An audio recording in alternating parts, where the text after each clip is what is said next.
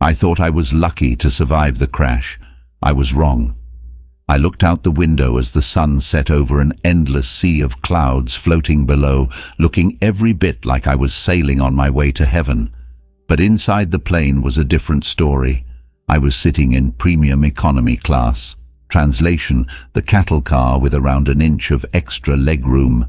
As I glanced longingly up the aisle toward the first-class section, a man who looked like he weighed easily 350 if not 400 pounds plopped into the seat beside me.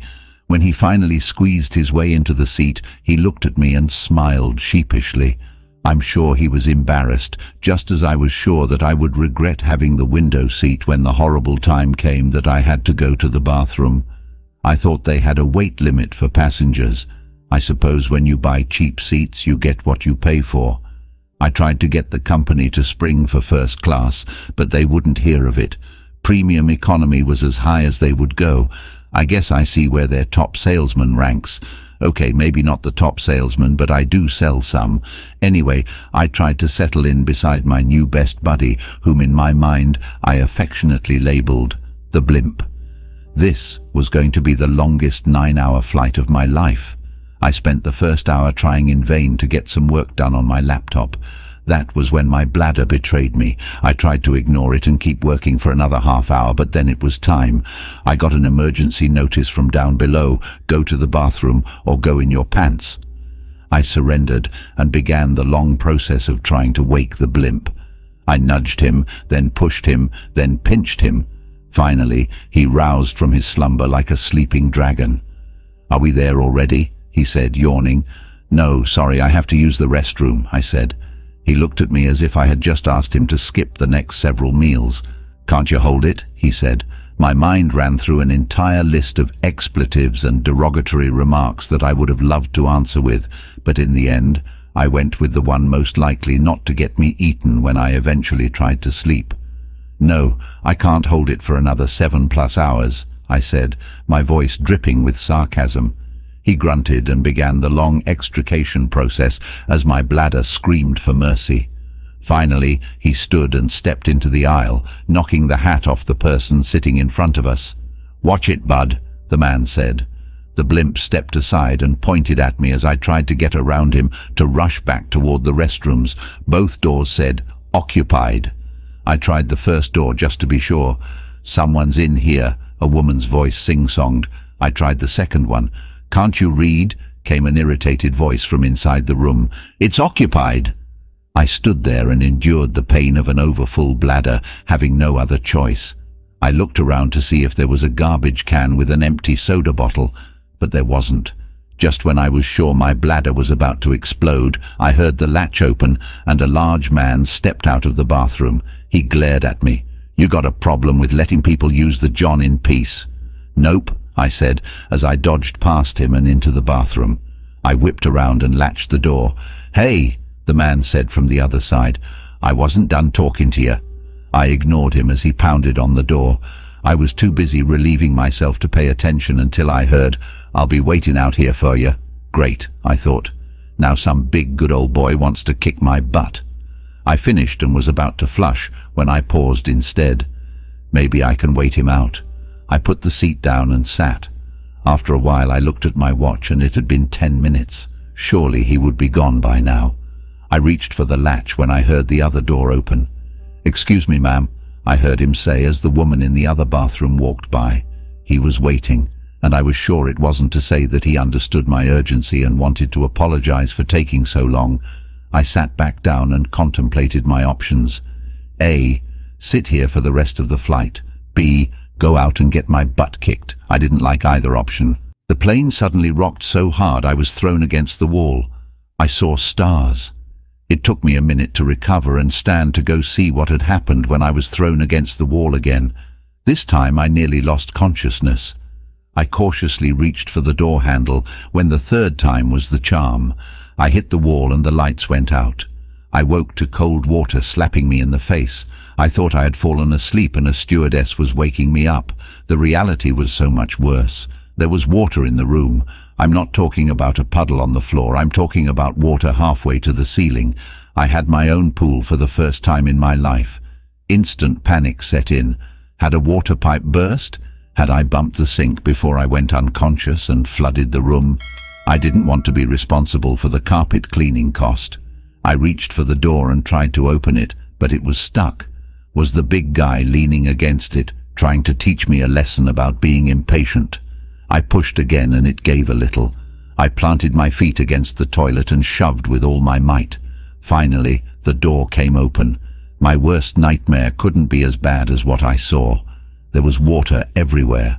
The seats were covered, and there was only a few feet of open air from the top of the seats to the ceiling of the plane. I saw heads bobbing above the water. I sloshed through and saw people still in their seatbelts unconscious. I unfastened those closest to me and saw they had life preservers around their necks. I looked around for one for myself. I glanced over and there was the blimp, still fastened into his seat, not moving. I shook him, but he didn't respond. I unfastened his seatbelt, but he was wedged in and couldn't get float out. I struggled to release him, but realized he hadn't moved the entire time. I checked for a pulse, but he was gone. I pulled the life preserver over his head and put it on my own. I looked up the aisle and saw many more heads bobbing. I also saw the water had risen. Panic gripped me and told me I was about to drown. I started swimming my way toward the front, hoping to find the emergency exit. On the way, I unlatched as many seatbelts as I could. All the passengers looked like they were unconscious, but just in case. I made it to the emergency door and tried to open it. It was harder to open than the bathroom door. I pushed with all my might and it barely budged. I wished I had the big angry guy with me right about now, but I was the only one I'd seen moving. A few of the passengers I'd released floated toward me, but their eyes remained closed. For what seemed like hours, I struggled to open the emergency door to no avail. I paused to take a breather when I heard a horrible sound. It was like a screeching and stretching of something inhuman, like a monster in its death throes. I looked around, trying to find the source of this horrible sound, when I noticed the ceiling had begun to split apart above me. The screeching sound got louder as the water level rose. The front and back of the plane seemed to be taking on more water, and I was standing right in the middle. The water level rose as the crack grew, and my feet no longer touched the floor. The water had risen so high that my life preserver was floating me up toward the ceiling. The problem was, the ceiling was full of jagged edges waiting to rip me to shreds. I rose, unable to stay down, going straight toward the sharp metal and plastic. Suddenly, the plane ripped in two, pulling the edges of the two sides away from me and shooting me up to the surface of the water, while the plane was dragged toward the bottom of the ocean. I bobbed up and down on the ocean waves, made worse by the displacement of water from a huge passenger plane. I looked around, but it was dark, and all I could see were stars and a thumbnail moon. I swished the water with my hand, moving in a circle, but couldn't see anything. The sea was pitch black, with only a shimmer of moonlight reflecting off it.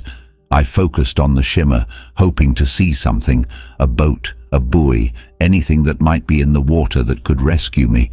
After a while, I was about to give up when I saw something pass through the shimmer. It wasn't there for long, and it wasn't very far from me. I started swimming toward it when a terrible thought struck me. What if it was a shark? I stopped swimming and stayed as still as possible. My blood froze even though the water wasn't that cold. I had no idea where I was or where anyone else was, and I had no desire to become a snack. As these thoughts raced through my mind, making me want to jump out of the water and run toward land, cartoon style, I felt something touch my leg. My body involuntarily made use of the endless bathroom I was floating in. I didn't move. I used every ounce of determination, fueled by sheer terror, to stay as still as possible. I waited for an eternity. Nothing happened. Just as I was about to breathe a sigh of relief, something touched me again. It was toying with me, tenderizing me, waiting for me to lose it and start thrashing around so it could enjoy its meal. It bumped me again, this time on my head. Wait a minute, I thought. Sharks don't jump out of the water to get what's already in their reach. I took a deep breath and turned around to see what had been touching me. It was a fellow passenger floating in their life preserver. In fact, it was the man who had been in the bathroom. I breathed a sigh of relief. "So you made it too," I said. The man stared at me silently. "You're not still mad at me for that silly bathroom thing, are you?" I said. He refused to speak. "Let it go, man," I said. "Be happy we made it through this." His eyes penetrated mine. "Fine, be mad if you want." Then he turned his eyes away from me and stared off into the distance. "What?" I said. "What do you see? What's out there?" I turned and scanned the horizon to see what it was he had spotted. As hard as I looked, I didn't see a thing. "What did you—" I trailed off. He was gone. I was once again alone in a sea of darkness. I questioned if he had ever been there at all. What was happening to me? Was I losing my mind? As I questioned my sanity, I heard something off in the distance. I listened for a long time before I heard it again. It was a whistle, not like someone whistling a tune, but a plastic whistle someone would use to call for help. This stirred a memory. I looked down at my life preserver and sure enough there was a plastic whistle attached to it. I pulled it free and began blowing it in answer. After several loud blasts I waited. There was a whistle in answer. I began swimming toward where I had heard the sound. After a few minutes I stopped to rest and blew my whistle again. When the return whistle came, I was surprised to find the sound didn't come from in front of me but off to my right. I must have gotten turned around somehow. I started swimming in the direction of the sound and stopped to blow my whistle. Once again the answering whistle didn't come from in front of me but off to the left, almost behind me. Am I swimming too hard and going right past them? I decided to stay still for a few minutes and then blow my whistle. When the answer came, it was in a completely different spot. I tried to test my theory that it wasn't me that was moving. I stared in the direction of the last whistle and waited for a minute. When the answering call came this time, it was behind me. The stranger thing was, it seemed like no matter what I did, the whistle never got any closer or farther away. I was getting creeped out. I stopped whistling. After a while I heard the whistle again, this time from in front of me. I refused to move or answer. After a while I heard it again, still in front of me. There was no doubt in my mind. Someone was playing games. My first and most obvious guess was the guy from the bathroom. He seemed like the kind to play mind games on someone. But would he go further? As far as I knew, we were in the ocean alone. I had no idea how many had made it out of the plane, but I was sure the guy wouldn't be able to convince them all to play along with his stupid little game when they were fearing for their lives. The darkness began to fade as the first vestiges of light fought against it, turning the sky steel grey. The light brought me hope and would also bring me answers.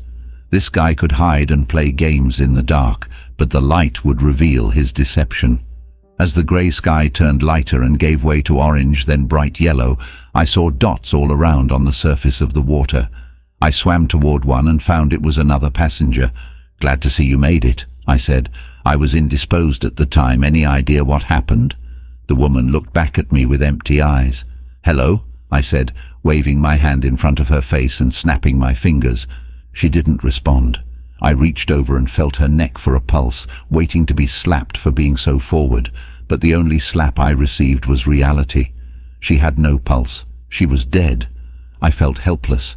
I wanted to say something, to do something, but there was nothing to be done. The woman slowly floated away from me. I looked around and saw several others bobbing on the water. There were at least a dozen. "Hello?" I called out. "Is anyone else alive?" My eyes searched the faces one by one, looking for any sign of a response, but I found none. Hopelessness turned to determination. This was something I could do. I could check these people to see if they were sleeping, or... I swam to the closest one and checked for a pulse. Nothing. I swam to the next, and again nothing. When I got done checking those I had seen first, a few more popped up a little further away that I must have missed. I checked them all. Until I was done, I had discovered 32 people who had managed to get out of their seatbelts, only to perish some other way. The strange thing was, I didn't notice any obvious injuries. There were no head wounds that I saw and no cloud of blood circling any of them. It was like they just gave up. I checked the last body, and to my astonishment, it was the man from the bathroom, the same one who had bumped into me last night. Had he been alive then? I thought so, but the more I replayed our encounter, the less I believed he had been alive. More than likely he just happened to bump into me as his dead body floated in the water. As I was pondering this, I saw another body. I swam over to check it, then stopped cold. I recognized this guy. It was someone I had checked already, but that was impossible. I had checked him over a dozen bodies ago. Had I gone in a circle? Everywhere I looked there was nothing but water. With no frame of reference and no land, I could have gotten turned around. And then I looked up. The sun was high in the sky. Once it started going down, I would have the ultimate reference. I couldn't possibly lose the sun. Then I saw dark clouds on the horizon, reminding me how wrong I was. I hoped and wished and prayed for them to turn and go in another direction, but they didn't. Slowly they approached like a blanket of doom. As I watched the approaching clouds, one of the people near me suddenly disappeared under the water. My eyes grew wide at this apparition. They didn't slip out of their life preserver, it would have stayed on the surface. I was fairly sure it wasn't my imagination, but after the last few hours, I wasn't 100% sure of anything. I had to entertain the idea that I might be slipping into madness. I couldn't remember the last time I had eaten or drank anything, and I was sure that I had swallowed minuscule amounts of seawater since the crash. Come to think of it, I had been feeling lethargic. I'm pretty sure that's one of the signs of seawater poisoning, or it could be the fact that I hadn't slept in who knows how long. As these thoughts rolled through my mind, the passenger popped back up. He looked the same, but his head was tilting to the side a little. I wondered if I was just imagining it when I saw the water around him was tinged with red. It reminded me of that scene in Jaws when the sheriff sees the first shark attack with his own eyes and the camera zoomed in on his shocked and horrified face. That's how I felt at that moment, only I wasn't watching a movie. The danger was real and it was swimming right beside me. I looked around and spotted the first fin cruising ominously along the water among the bodies. It went under the water and soon another passenger dipped out of sight. She returned a few minutes later, also with her head listing on its side and a red tinge to the water surrounding her. The shark must have eaten part or most of their legs, disturbing the balance of the body that held them straight up. Panic consumed me. I tried to stay as still as possible, knowing that sharks are attracted to movement. Every fact from every Shark Week I had ever watched rushed through my head. I turned as slowly as panic would allow, trying to keep track of the shark, when I caught sight of another fin and another. With blood in the water, there was no doubt it would become a feeding frenzy. As I wallowed in desperation, when I heard the whistle again, off in the distance. This time it was no long, mournful note, it was sharp, panicked blasts. I started swimming towards the whistle slowly, trying not to make too much splash. The benefit was I was swimming away from where the sharks were feeding.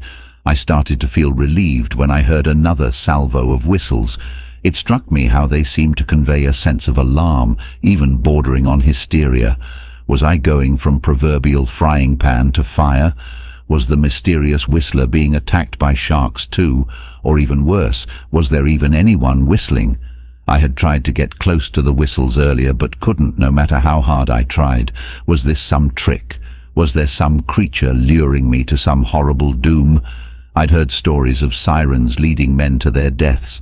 I wasn't sure if I believed such fairy tales or not, although the longer I attempted to track down the mysterious whistle, the more my mind opened up to supernatural possibilities. It was almost a moot point. I was so tired. My arms felt like they were encased in concrete. Rescue seemed more unlikely by the moment. I stopped swimming because I desperately needed a break. I turned to look back at the swarm of fins amongst the red water and shreds of life preservers.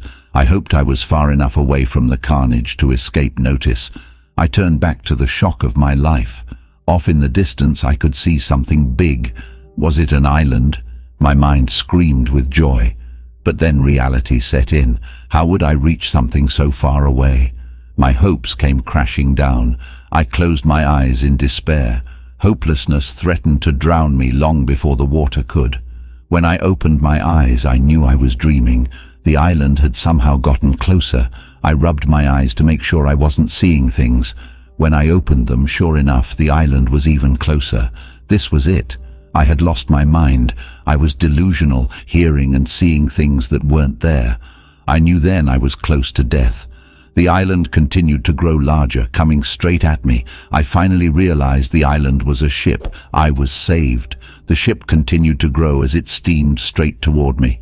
I saw for the first time it was an oil tanker, and it was about to kill me. My savior would be my doom. I resigned myself to the fact that I would survive a plane crash, be tormented by ghostly whistling, avoid being eaten by sharks, only to be run over by a ship that could save me.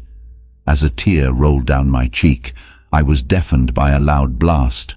The horns on the ship blew, and I saw it begin to turn away from me. Even better, instead of dying, the ship would turn away from me without even knowing how close it was to rescuing me. As depression set in, I noticed the ship was slowing as it turned. Just before it got to me, it stopped. The waves slammed into me, threatening to pull me under. I waited and stared up at the massive side of the ship, looking like it was as tall as a skyscraper. Within minutes, I heard the whine of a smaller boat's engine. A man pulled up beside me in a boat. "Are you all right?" he said. I was so shocked and overjoyed I couldn't speak. He grabbed me and helped me into the boat. "Hey, are you okay?" he said, looking into my eyes. "Yeah," I managed to whisper, surprised at the raspiness of my voice. "Is there anyone else here?" he said. It took me a moment to think. I was following a whistle. He looked around, then started the boat off in another direction. Before I knew it, he stopped and pulled someone else out of the water. It was a woman I didn't recognize. He sat her at the far end of the boat. "Are you okay?" he asked her. She looked at him with empty eyes but didn't answer. I could empathize with her. The shock of the last 24 hours must have rendered her mute. I saw the whistle in her hand and knew she was the one I had been chasing. "Did you see anyone else?" he asked her. She didn't look at him and said nothing. He hung his head and turned the boat to head back to the ship. When we got there, he hooked the boat onto wires that hung down and shouted up to the deck. The boat started rising. I knew I was finally safe. The woman looked up for the first time. She looked at the man who had rescued us and grinned. There was something wrong with her grin. It was too big.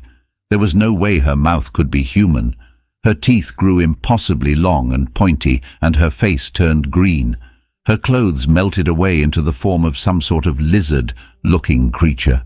She dove at the man and sank her teeth into his neck. He screamed as she viciously attacked, ripping and tearing at his face, arms and chest. It wasn't long until he was nothing but a bloody lump of flesh. She turned to me and dove. Watching him being torn apart had given me a moment to acknowledge what had happened. I focused all my energy on one desperate plan. As she dove toward me, I kicked with all I had. My foot impacted her in the face and changed her direction. Instead of diving at me, the kick turned her, and she sailed over the edge of the rising boat.